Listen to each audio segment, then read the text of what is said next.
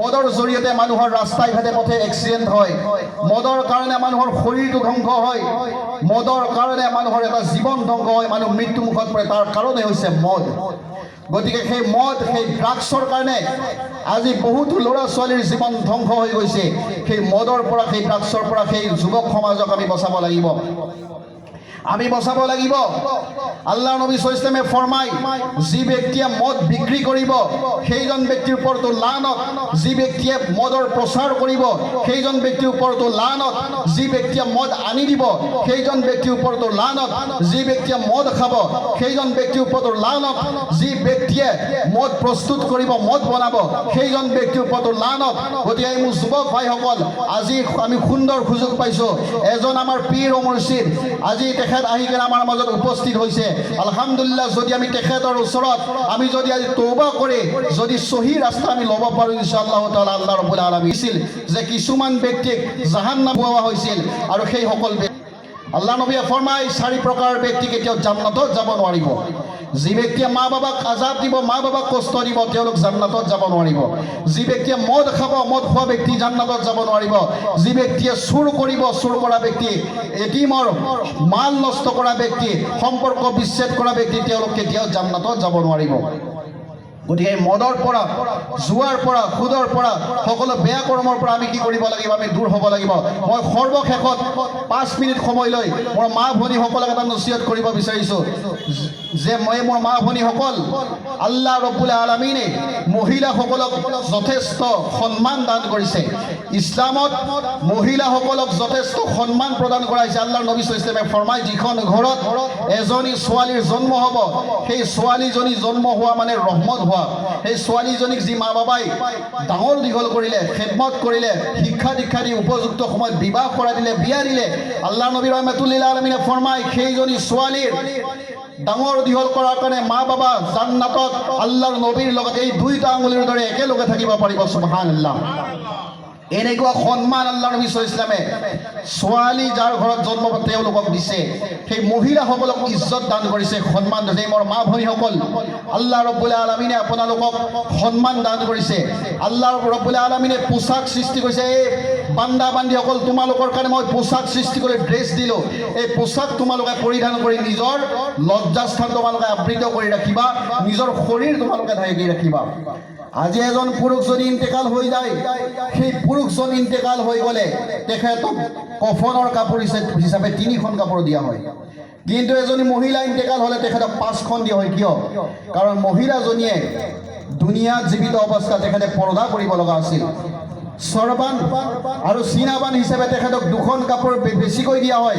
এই মা ভনীসকল, আপোনালোকক আল্লাহ ৰব্বুল আলামিনে যেতিয়া কবৰত, আল্লাহ ৰব্বুল আলামিনৰ ওচৰত সেই কবৰত যাব লাগিব, আল্লাহ ৰব্বুল আলামিনে সেই বেপৰ্দা হৈ কবৰত আপোনালোকক মাতা নাই।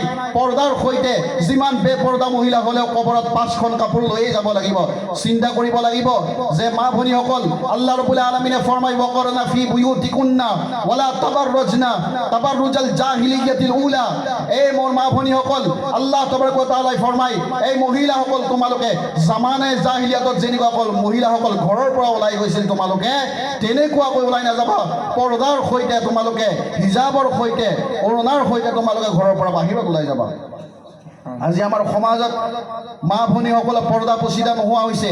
যিমান দামী কাপোৰ পৰিধান কৰিলেও, যিমান দামী লিবাস পৰিধান কৰিলেও নিজৰ শৰীৰ নগ্ন হৈ আছে, উলংগ হৈ আছে। আৰু এই উলংগ শৰীৰৰ নিজকে ফেচবুক ৰিলছত জাহিৰ কৰি গুনাহৰ সমভাগী হৈ আছে। চিন্তা কৰিব, এই হুস্ন, এই সৌন্দৰ্য এদিন নাইকিয়া হৈ যাব। কবৰত যেতিয়া যাব, কোনো চুলিত তেল লগাব নোৱাৰিব। কবৰত যেতিয়া যাব, কোনো মেকআপ কৰা নহ'ব, সকলো দুনিয়াত ৰৈ যাব। তেতিয়া আপুনি চিন্তা কৰক যে সেই কবৰত কি অৱস্থা হ'ব। এই মোৰ মা ভনীসকল, যদি আপোনালোকে বেপৰ্দা হৈ জীৱন কটায়, বেপৰ্দা হৈ ঘৰৰ পৰা ওলাই যায়, আপোনালোকক দেখি কেনে শয়তান খুশি হ'ব, আপোনালোকক দেখি কেনে মৰদুদ খুশি হ'ব, আপোনালোকক দেখি কেনে ইবলিছ খুশি হ'ব। কিন্তু যেতিয়া পৰ্দাৰ সৈতে আপোনালোকে ঘৰৰ পৰা ওলাই যাব, আপোনালোকক দেখি কেনে নবী কৰীম সাল্লাল্লাহু আলাইহি ওয়াসাল্লাম খুশি হ'ব, আপোনালোকক দেখি কেনে মা ফাতিমাতুজ জাহৰা ৰাদিয়াল্লাহু তাআলা খুশি হ'ব। সুবহানাল্লাহ। এজনী বেপৰ্দা মহিলাই নিজৰ লগত 4জন পুৰুষক, 4জন ব্যক্তিক জাহান্নামত লৈ যাব। সৰ্বপ্ৰথম সেই বেপৰ্দা মহিলাজনীৰ বাবাক মাতি নি সোধা হ'ব, যে তুমি এই মহিলাজনীৰ বাবা আছিলা, এই মহিলাজনীৰ বাবা আছিলা, তোমাৰ ওপৰত দায়িত্ব আছিল তুমি নিজৰ ছোৱালী হিচাপে লালন পালন কৰি কাপোৰ কানি দিব লাগিছিল, পৰ্দা দিব লাগিছিল, তুমি নিজৰ ছোৱালীজনীক শাসন কৰিছিলা নে নাই?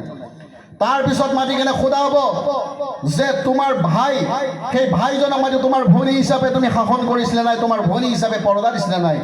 তাৰপিছত সেই মহিলাজনীৰ স্বামীক মাতি আনি সোধাব তোমাৰ নিজৰ স্ত্ৰী হিচাপে, নিজৰ পৰিবাৰ হিচাপে তুমি কোনোবা দিনা পৰ্দাৰ কথা কৈছিলা নে নাই?